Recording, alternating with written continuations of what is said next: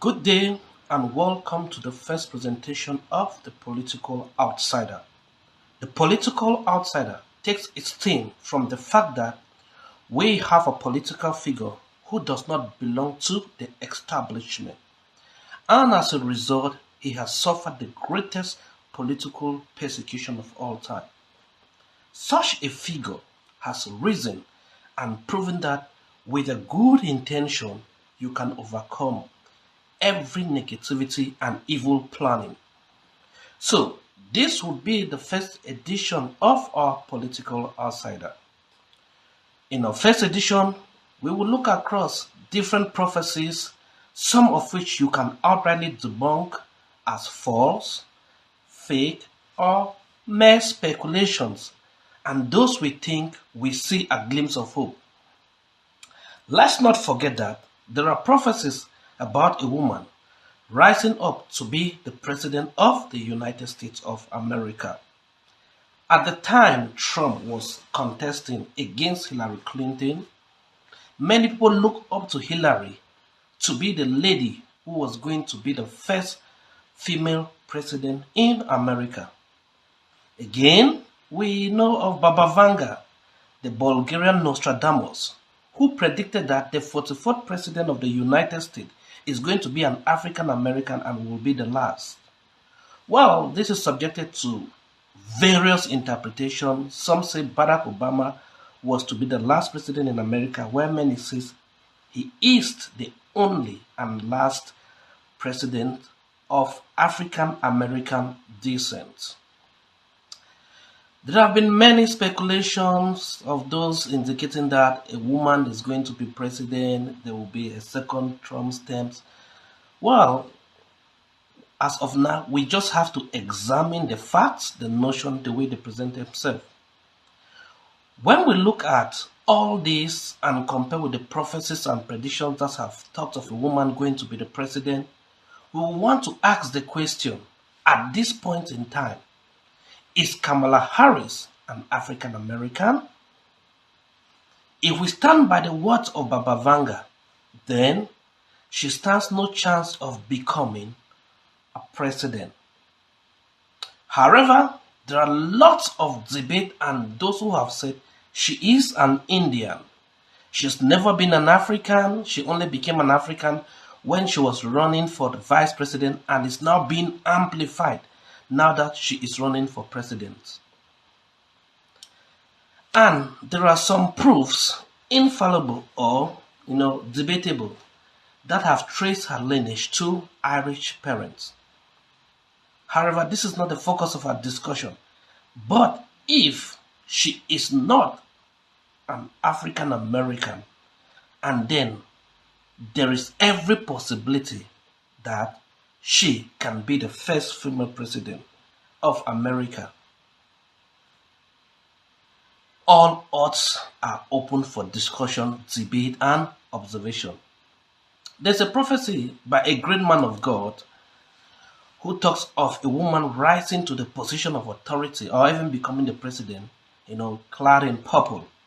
And during the swearing in of Kamala Harris, she was actually dressed in purple or in one of the shades of purple. In my own view, at a certain point in time, I had concluded or I was expecting that Joe Biden was going to be impeached at a certain point in time and she will rise up to be the president. Well, I was wrong in my observation. Well, some have interpreted it that rising to the position of vice president, of course, occupying the presidency either as vice or main, and being dressed in purple during her swearing in, is a fulfillment of the prophecy. While others are expecting that if she doesn't win the 2024 election, then we are expecting another lady probably in 2028 or in 2032. In one of Simpsons' episodes, the cartoon, which is famous for predicting the future and of course, time travel, predicted a sign, Ivanka 2028. Is that an indication that there is going to be an Ivanka Trump, contesting for presidency in 2028? If you look at the image, somebody there is committing suicide and the person gives up, and probably we might be seeing Ivanka in the presidential race come 2028 or 2032. In fourth place, we have Ivanka 2028. In a Halloween episode from season 28, Homer wears an Ivanka 2028 inches pin while trick-or-treating with his family. It's only 2021, so we don't know if she'll run in 2028. But given the Simpsons' track record, who knows? Again, we have Lichtman, who has accurately predicted the winner, except on one occasion, using his 13 keys since 1984. He has placed his odds on Kamala. Based on his 13 keys to winning the presidency of the White House, Kamala Harris has 9. So Kamala Harris, according to him, is the next president of the United States. Count against the White House party, Harris and the Democrats. They lose my mandate key because they lost U.S. House seats in 2022. Obviously, they lose the incumbency key. The incumbent is not running, the vice president doesn't count. They lose the foreign/military failure key. The Middle East is a disaster with no good end in sight. They lose the incumbent charisma key. The charisma keys are very high threshold keys. You have to be one of those once in a generation, across the board, truly inspirational candidates. Whatever you may think of Harris, she's only been a candidate for a little while. She hasn't reached the level of an iconic candidate who secures this key like Franklin Roosevelt on the Democratic side or Ronald Reagan, the Republican. So that's 4 keys down, 2 keys short of what would be needed to predict an incumbent party defeat. Is that while his keys have survived decades and changes in society, politics, demography, and the economy, he acknowledges that as a human being he could be wrong, but remains confident in his call.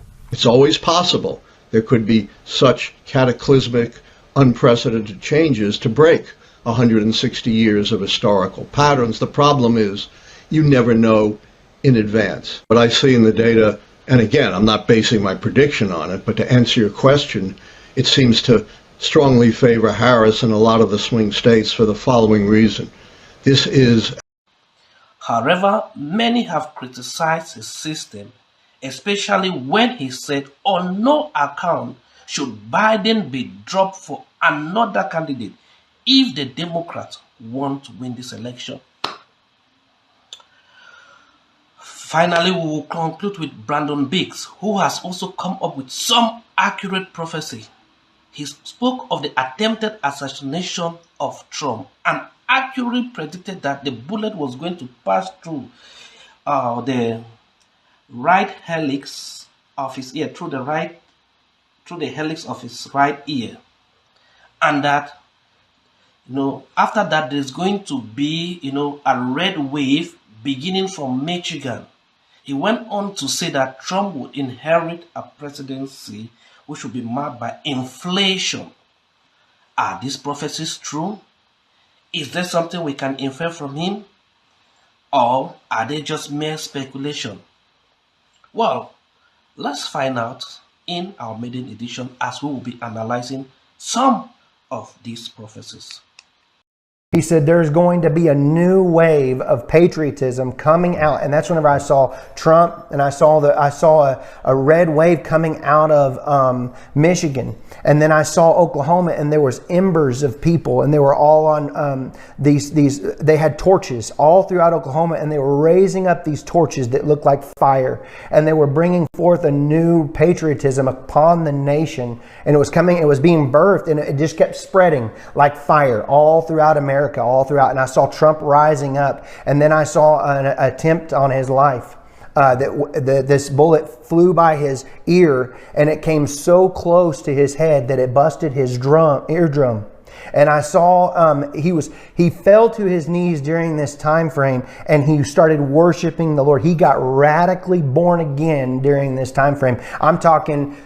People say he's saved now, but he becomes really on fire for Jesus, for what I saw coming. And then I saw people interceding I saw him winning the presidency through great the Lord showed me it would go clear into the summer. Great persecution would come on him through the judges and through the law and all these people trying to sue him and all this stuff. But there would be a stop to it, and there things would start to break free come toward the fall. And then I saw him winning the election through the patriots coming out and voting, and then there will be a great economy crash.